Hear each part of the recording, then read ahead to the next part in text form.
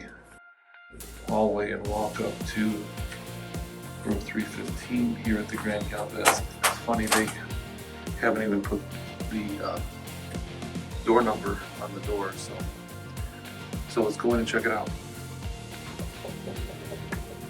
So they've recently renovated the hotel, or they're actually in the process of renovating the hotel. This is a corner room, so it's a little unique. It's a little bit unique in that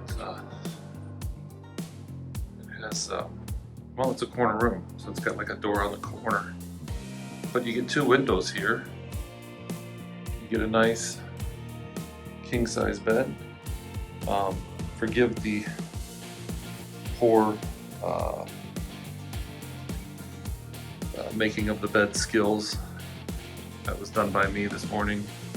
I forgot to film last night before coming into the room. It's got a couple of nightstands, and what's kind of interesting is they're trying to update the room, and so in order to turn the lights on and off, they have these buttons.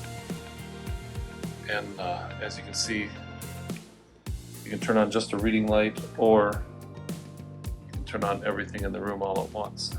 So, a couple of comfortable chairs, TV in the corner here, although you're probably not in this hotel here for the TV. And there is our cruise ship for this morning.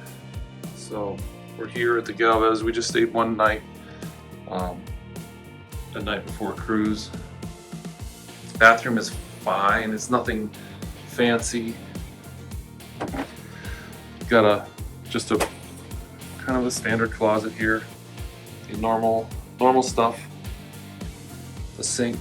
The only gripe I have about the hotel at all is that for some reason the stopper in my sink would not come up, so I couldn't clean it after I shaved because it wouldn't drain. I'll mention that to the hotel, and I'm sure they'll take care of it. They have been wonderful for just one day. But it's got a full tub. Shower head was fine. Shower pressure was fine. Plenty of hot water.